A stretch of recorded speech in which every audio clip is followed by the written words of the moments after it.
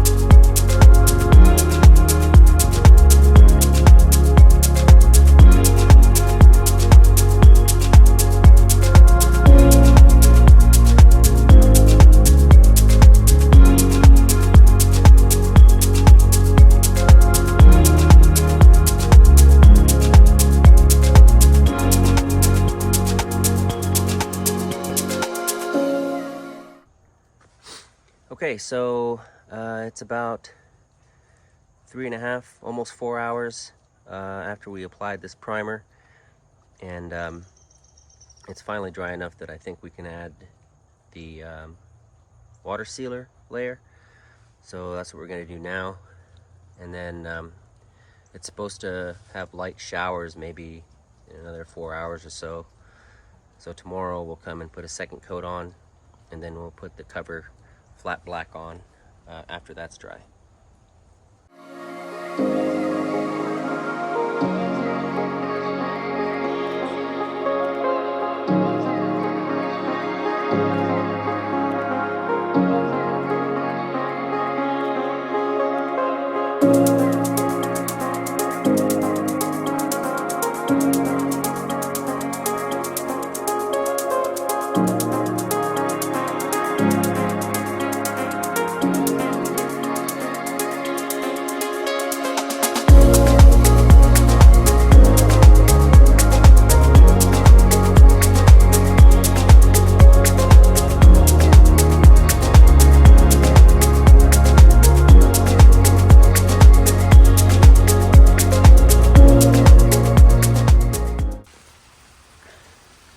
Well,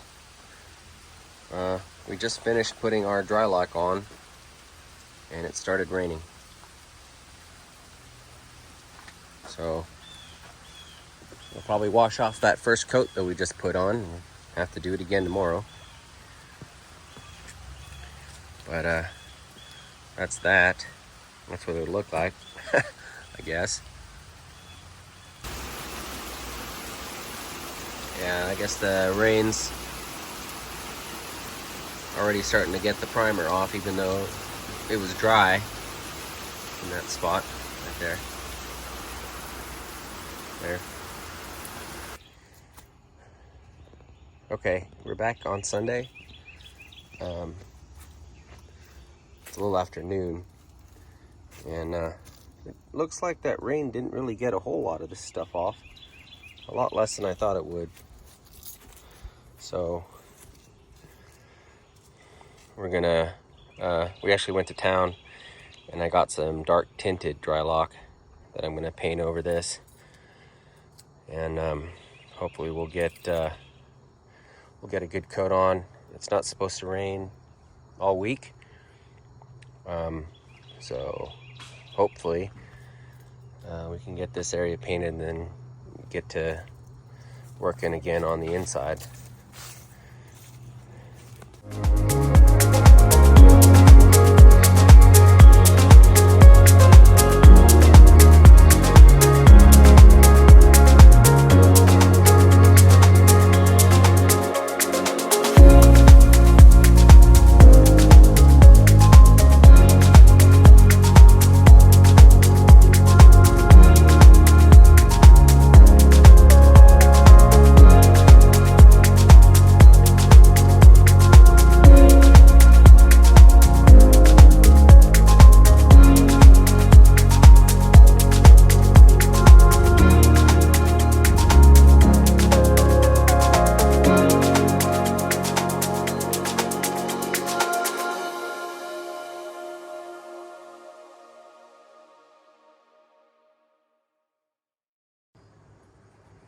All right, folks, we're winding down for the day. Didn't get a whole lot done, except for making a town run and redoing this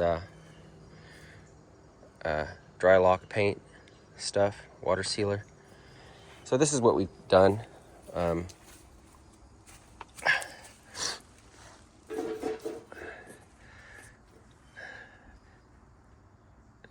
This is a cinder block, and then they put like a mortar hat, like an angled hat on it that goes up underneath our front siding.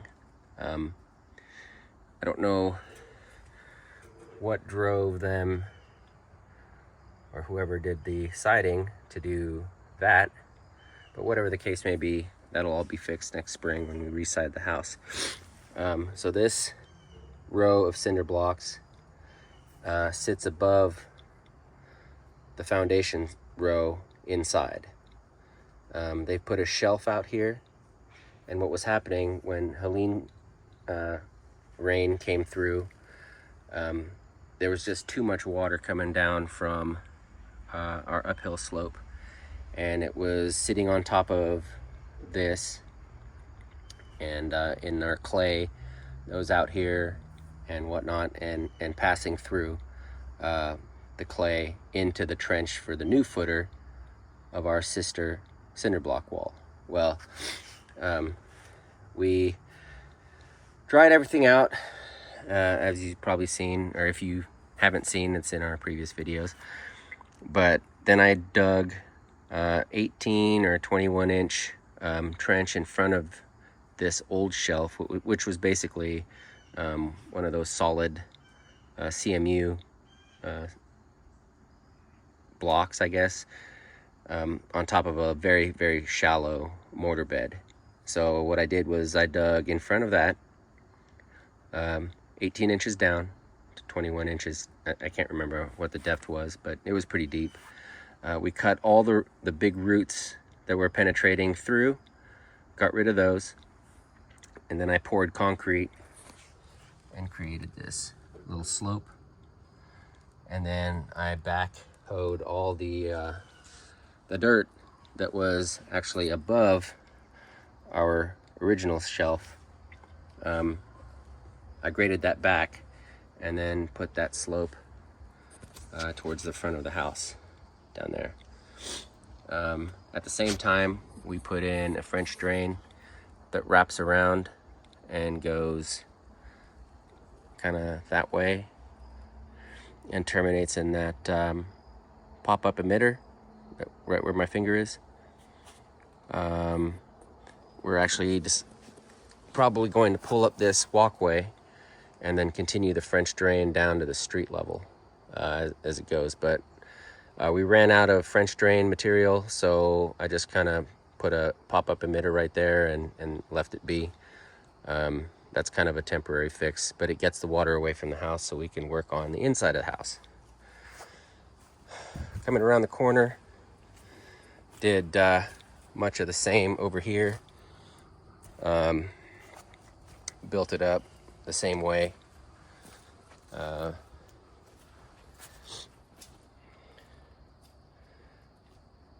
Built a lip up on top of that shelf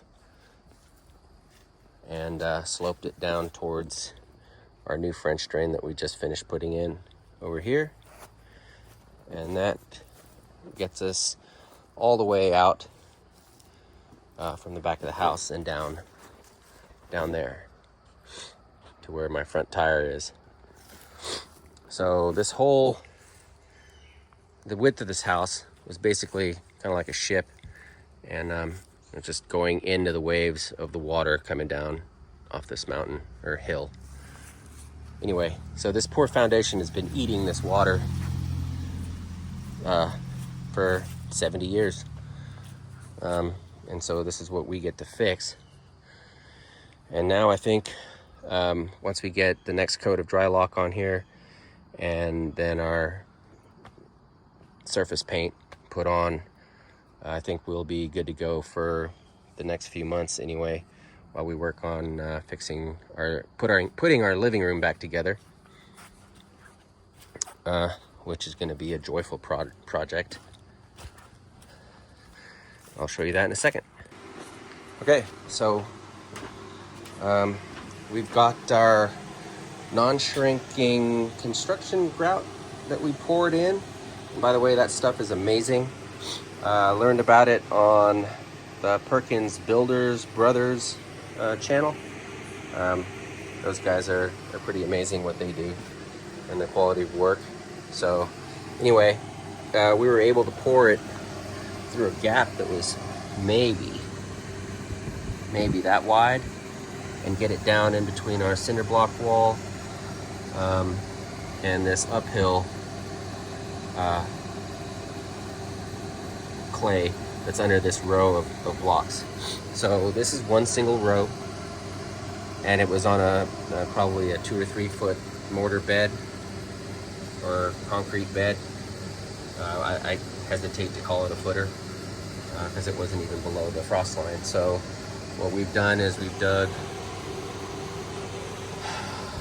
a secondary footer down here, and this is 21 inches down. And so our next step is to put 4-inch by 1/16 the thin cinder blocks, a row butted right up against here. Once we get these cells filled, and I'll use rebar to tie the skinny blocks on top of this, and then basically I'll have a double wide section of row of cinder blocks to put a sill plate and then a rim joist to replace this stuff. We're going to be converting this wall and this wall to a stud wall, but we're going to be doing it in 2 steps, 2 phases, I guess, the inside and the outside phase. I just want to set up a rim joist for when that phase 2 comes.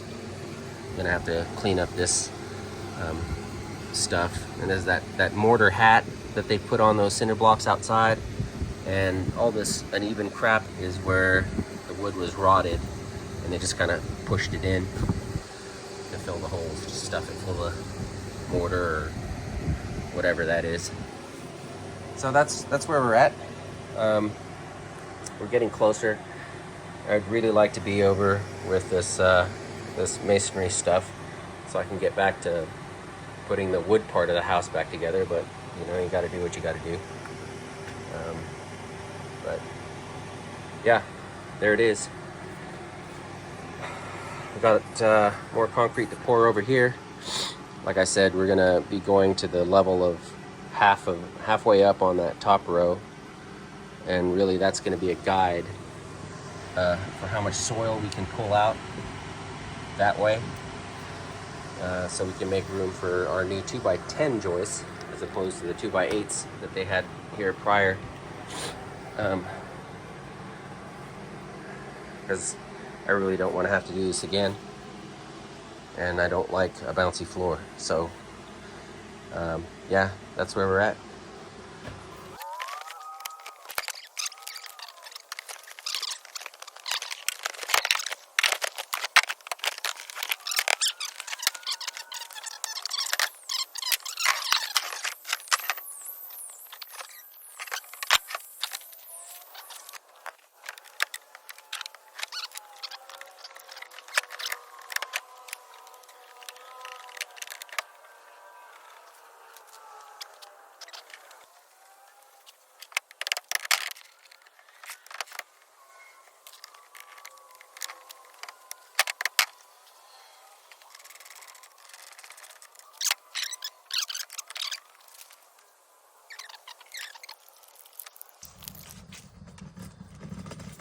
Look how easy it rolls on those 2 big wheels.